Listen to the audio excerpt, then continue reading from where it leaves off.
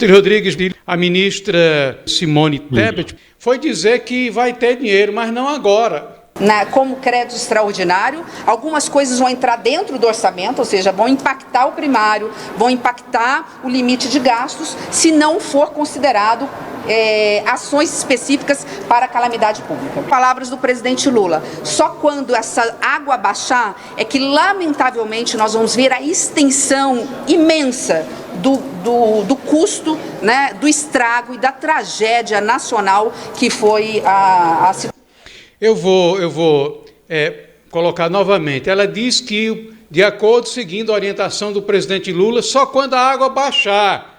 Então vamos rever aqui, vamos ouvir de novo esse trecho da fala de Simone Tebet. Quando a água baixar, aí nós vamos ver o que é que vai fazer feito. Aqui, mais importante, só para de novo, porque é a grande pergunta que todo mundo está me fazendo pelo celular. De quanto qual é a estimativa? Vou repetir as palavras do presidente Lula: só quando essa água baixar é que, lamentavelmente, nós vamos ver a extensão imensa do custo, né, do estrago e da tragédia nacional que foi a situação do Estado, e que está sendo a situação do Estado do Rio Grande do Sul. Bom, então ela diz só quando a água baixar, seguindo as palavras do presidente. Quando a água baixar, essa fala atende o momento que é de urgência.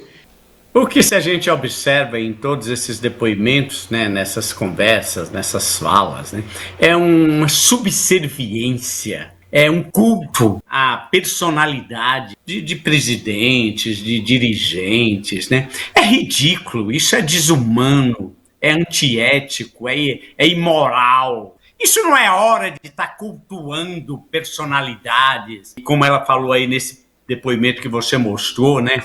Enaltecendo, enfadando a participação do governo Lula. Pô, por que você não mostra, meu amigo, que o relatório 2040, que foi arquivado pelo governo Dilma em 2015, produzido por a universidade, 30 pesquisadores universitários, né, demonstraram, através de dados de ciência, as consequências do desequilíbrio ecológico em termos de enchentes, de seca, né?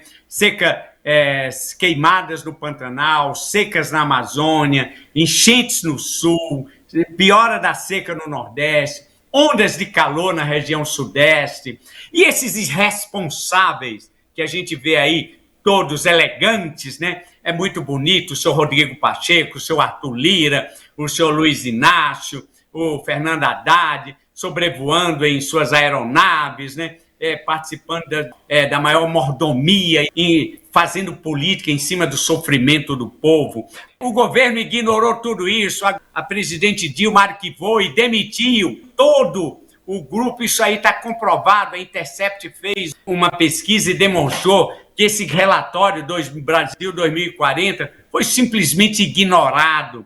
Demitiram, substituíram o Marcelo Negri pelo Roberto Mangabeira Unger, que é outro idiota também, que babadou e que seguiu lá as ordens desse governo esquerdopata. Isso é um crime inominável. E aí vem agora falando, explorando. Por exemplo, a Prefeitura Municipal de Porto Alegre, ela não dedicou R$1, R$0 à prevenção de enchentes, um sistema que foi construído de prevenção de enchentes em Porto Alegre na década de 70. Em 2023, o governo do estado foi completamente negligente quando demorou de informar ao povo e prevenir ao povo aqui que estavam nas áreas afetadas, né? Então o governo do estado do Rio Grande do Sul também é responsável por esse crime, e também o governo federal, que não incluiu no PAC liberação de verbas para prevenção de desastres ecológicos, né? O próprio parlamento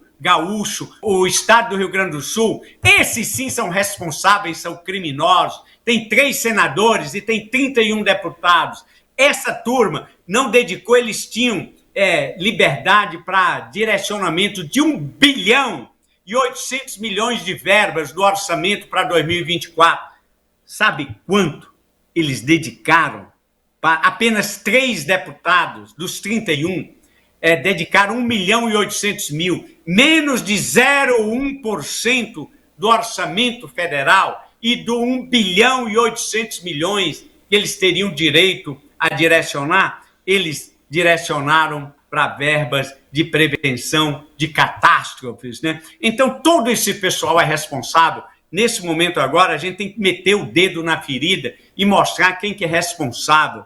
Aí fica essas figuras aí fazendo politicalha baixa, né? Autopromoção e defendendo essas figuras que são criminosos. Na verdade, essa é a palavra adequada para isso. Nós ficamos indignados com essas circunstâncias que nós estamos vivendo, que não precisaria ser assim.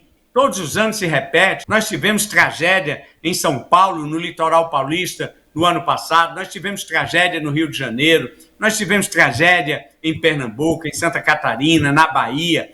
Independe de coloração partidária. São todos criminosos, né? E não estão cumprindo o seu papel de gestores do bem público. O que a gente pode é utilizar esse espaço para expressar a nossa indignação e dizer, como Tancredo Neves disse uma vez no parlamento: canalha, canalhas, canalhas, não merecem a nossa defesa, não merecem o nosso respeito, são execráveis. É o mínimo que se pode falar sobre essa gentalha. Você vê lá e destruir aquela gente simples, né? Como eu vi diversos depoimentos na TV, é a pessoa que passou a vida inteira para comprar um eletrônico, uma geladeira, um fogão a gás, um televisor, alguma coisa, e de repente tudo isso ser destruído, sabe? Imagine o sofrimento, a dor da gente não aparece nos jornais, como dizia o poeta Chico Buarque, que era um grande poeta, mas um grande crápula do ponto de vista político. Tá? Então, quem viveu isso daí sabe o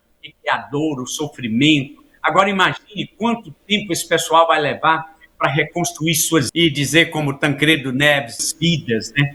E várias cidades do Rio Grande do Sul simplesmente estão inabitáveis. Você viu lá o que é um cenário desolador, é um cenário de destruição total, semelhante ao que está acontecendo na Ucrânia.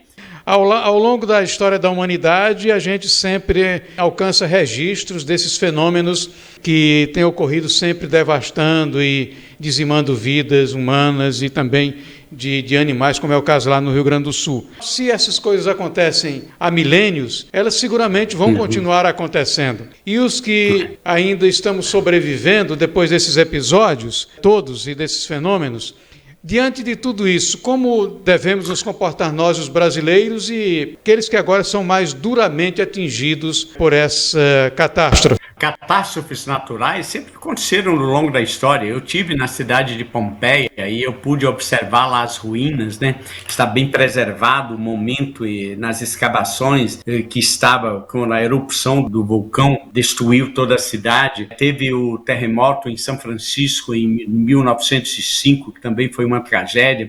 O incêndio depois de um terremoto em Lisboa no século XVIII também foi uma tragédia, né?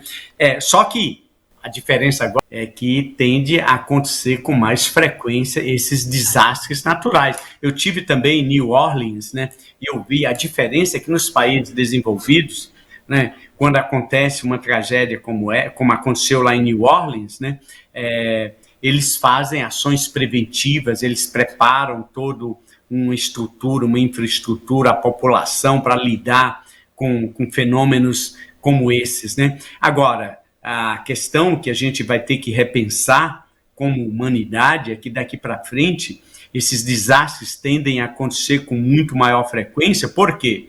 Porque existe alguns desequilíbrios, né? Você está atingindo a natureza com o desmatamento, né?